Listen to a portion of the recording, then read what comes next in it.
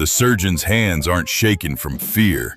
They're shaken because it's 4 in the morning and he's been on his feet since the mortars started at dawn, and the flashlight taped to his forehead is running on a battery that's already dimmer than it was an hour ago. The windows are sandbagged from the inside, not the outside, because whoever built that wall didn't have time to go outside. The operating schedule that day wasn't built around infection control. It was built around sniper sightlines. Certain rooms were safe between 2 and 4 in the afternoon, and everyone learned that schedule the way you learn a bus timetable. And the thing he's rationing isn't gauze, it isn't scalpels, it's anesthesia. Kosevo Hospital, Sarajevo, spring of 1992. The siege has barely started, and the first thing to run out isn't the thing anybody prepped for. It's the thing that makes surgery survivable for the patient without them screaming through it. Sit with that for a second, because that's the whole episode. The siege ran 1,425 days. Not a metaphor, not a rounded number for dramatic effect. That's the actual count. The longest siege of a capital city in modern warfare. And Kosevo Hospital operated through nearly all of it, without ever fully losing its surgical capacity. That's the part people find inspiring. Here's the part they skip. The hospital moved its operating theaters below street level, into basement corridors never designed for surgery, because shells don't care about sterile fields, and snipers had line of sight into the upper floors. Lighting came from car batteries wired to bulbs, and when those died, hand-crank generators, the kind you'd find in a broken flashlight, kept a single bulb alive over an open abdomen. Instruments were boiled in kettles between patients because the autoclaves needed power the hospital didn't reliably have. Sutures were reused, boiled, dried, reused again, until the thread itself started to fail structurally before it ran out numerically. Now the order of depletion, because this is the part that breaks the assumption. Anesthetic drugs went first. The injectable sedatives and general anesthesia stock, gone within the opening weeks, because trauma surgery under siege conditions burns through anesthetic at a rate no peacetime hospital budget ever accounts for. Antibiotics went next, as infection followed inevitably from non-sterile conditions and delayed treatment. Sterile gauze and dressings came after that. Painkillers, the basic stuff, the thing everyone assumes runs out first, were actually the last domino to fall, because doctors had already learned to stretch everything before it got there. When the anesthetic ran dry, rakia, home-distilled plum brandy, sitting in kitchens across the city, became the substitute antiseptic, and in a horrifying number of documented cases, the substitute sedative. Local anesthetic, when it existed at all, was diluted with saline to make one vial cover triple the intended cases, at a fraction of the effect. And the people who stayed didn't survive 4 years by being heroes. The ones who tried that burned out or died. What worked was rotation.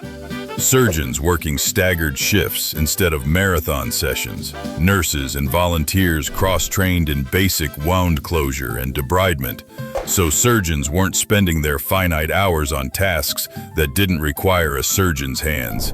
That's a system, not a personality trait. Keep that distinction, it matters later. Here's the arithmetic. During peak shelling periods, Kosevo's surgical teams handled caseloads that would flatten a modern trauma center on its best staffed day. Documented periods running well over 100 surgical procedures in a single day at the height of bombardment, against a surgical staff that had shrunk, not grown, as the siege dragged on.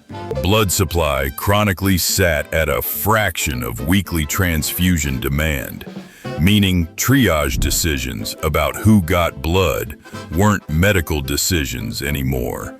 They were rationing decisions, dressed up as medical decisions. A single vial of anesthetic that would last a normal hospital a week could be consumed in a single mass casualty afternoon. Reused sutures, boiled without any real sterility guarantee, carried an infection risk that every surgeon in that basement understood and operated through anyway, because the alternative, no closure at all, carried a worse one.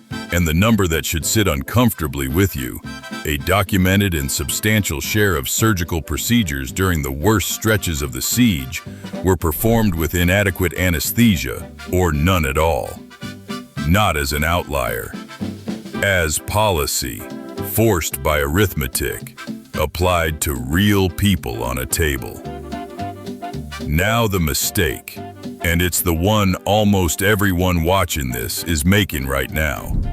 The assumption is that a well-stocked medical kit, bandages, antiseptic wipes, a bottle of painkillers with a "not expired yet" label, constitutes meaningful preparation. It doesn't, and Sarajevo is the proof, not a theory. The failure point was never the volume of small disposable items sitting in a drawer. It was the collapse of the resupply chain and the collapse of sterilization infrastructure. A stockpile is a number that only goes down. Once the pipeline that refills it is gone, every stockpile, yours included, no matter how large you've built it, fails under sustained volume. It's not a question of if, it's a scheduling question. What actually worked, according to the record, wasn't stockpiling.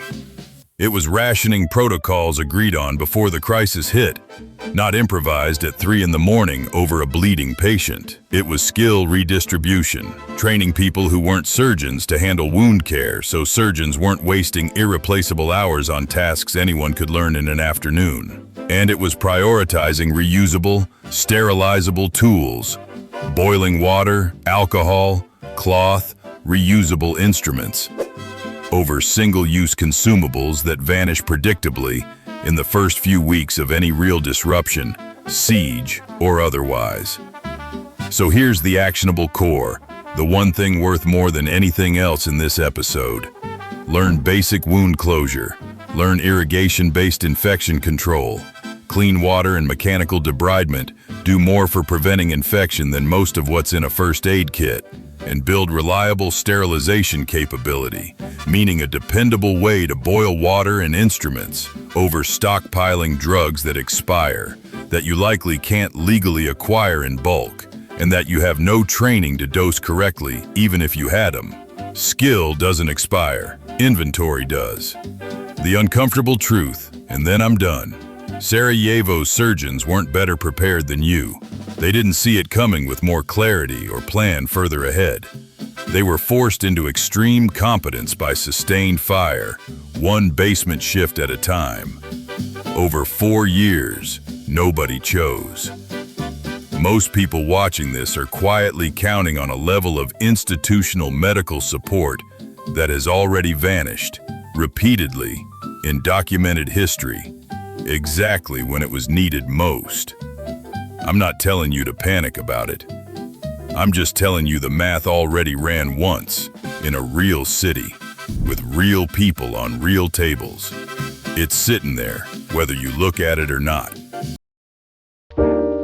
Welcome to the Wasteland, darling, where the jukebox never dies.